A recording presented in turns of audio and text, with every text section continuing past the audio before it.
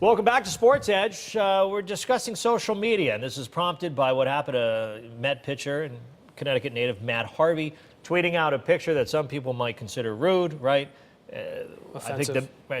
What he was, the message he was saying probably isn't what was construed in the picture, but he's flying his middle finger at a camera, and I think he's trying to aim the middle finger at his injury, saying, I'm going to overcome this and I'll be back soon. People took offense to that. Yeah, it seemed kind of un-Matt Harvey-like. I don't think we've ever seen him do anything like that. I don't know, or has it? I don't know. Maybe I'm not following him close enough on Twitter, but I don't know, it kind of surprised me a little bit. I wasn't super bothered by it. If that was his intention, I got this, surgery licked. You can't hold me down. But I understand the Mets want him to take it down. He ended up deleting his whole account. Yeah, he did that on his own. The Mets said that they had nothing to do with that. But he's the same guy who was on vacation this past fall after the season, like on some remote island, and was like, I'm vacationing. And some fan tweeted him, and he got into a Twitter war with fans. Mm-hmm. And it's like, everyone was like, what are you doing? You're getting into a Twitter war with your fans because you're on vacation. They felt like he was rubbing it in. But I don't know, maybe he's got a little A-Rod in him. But actually, I think it's kind of that bulldog mentality everyone loves that he has on the mound. He's going to fight back. But instead of making it about Matt Harvey, let's talk about athletes using social media, and so often it's Twitter because you can send out these real quick messages, using social media to speak their mind and maybe making themselves and or their team they're representing look bad.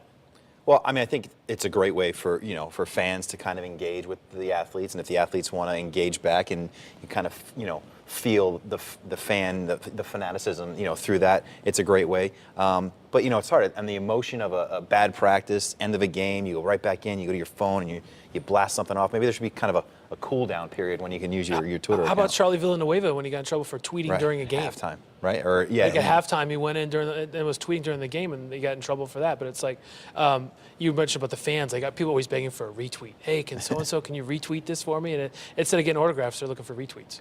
The whole thing is a little foreign to me. I'm with you on that. I'm sorry. I find the whole thing a little weird. But as far as the athletes go, it's not just after a bad game. We're seeing tweets from athletes.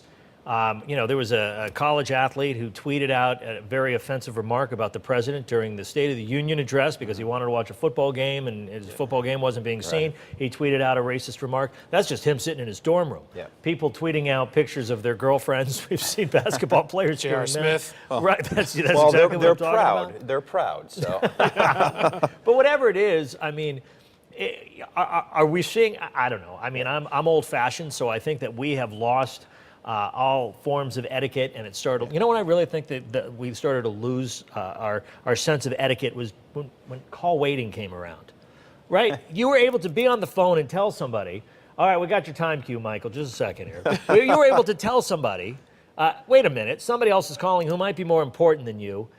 Hang on, let me see who it is, and then I'll come right back. We're going to be right back with more of this conversation because I like it. The conversation will continue on. Where are you driving Edge, this thing, by the way? Sportsedge.com. His wife puts him on hold all the time. on TV.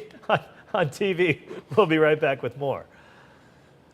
Do you know what I'm saying? I'm saying that the technology has allowed us to speak our mind and to do things that we typically wouldn't. We have interns who come in here who carry their cell phones, and while you're trying to teach them something, they're text messaging. Well, who in their right mind would carry on a conversation with somebody while somebody else is trying to help them or teach them something? I would but we've opened the door to that. We've opened the door now to make rude comments from your dorm room that everybody can hear. I'm not saying we need to stop the technology. But what we need to do is we need to get a sense of etiquette, a sense of decorum back into our world because it's gone away. People are so damn rude, and it's okay to be rude. Yeah, no, I understand. And, raising kids, they have electronics in their hands now. And I actually find that they're multitasking. They're actually listening sometimes when I'm talking to them. I don't like it. I ask my own kids to, put that down while we're talking. So, I agree with you. I'm not a huge Twitter, social media person. I know we have to be in this business to keep up with a lot of the breaking news. Yeah, but you're a big text messenger. Oh yeah, I do text. Yeah. And do because I don't want to talk to you. No, that's a good point, and I don't blame you for that. But how many times have we had conversations, and in the middle of a conversation, you're text messaging while we're talking? Yeah, but I'm listening.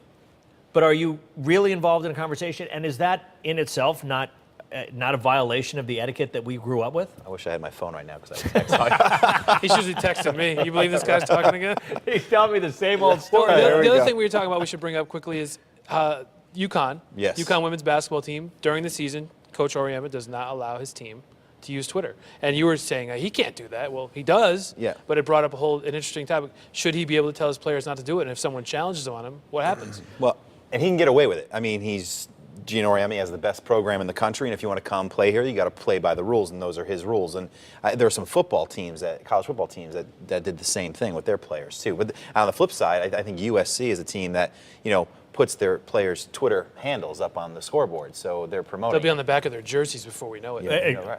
Right. I actually think it's smart of Gino to do that. I think if it were challenged, I don't know if he could get away with it. I'm not sure, just because it's a public school and First Amendment rights.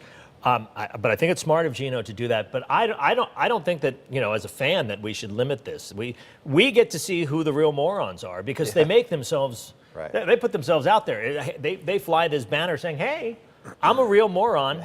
Look at what I have to say. I'm going to embarrass myself, my family, and my school right here." And I'm glad that they're able to out themselves that way. And now I get a better idea who the morons are.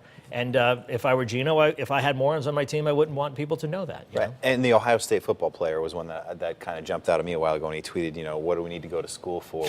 I don't want to play school. I want to play football. And right there. School is pointless. Classes are pointless. Right. Yeah. That was one that was probably, I don't know if he wished he had it back, but I know the university certainly does. I just like Twitter for its grammar and syntax more than anything else. It's the best place to go. Well, I can go off on that too because spelling has gone out the window. Syntax, all of that has gone out the window because we have to shorten it. You got to keep it within 140 characters. Yeah. Right. Just don't tweet then. Yeah. That's why I don't tweet. I gotta go tweet. I gotta go check my Twitter account. I gotta go text somebody.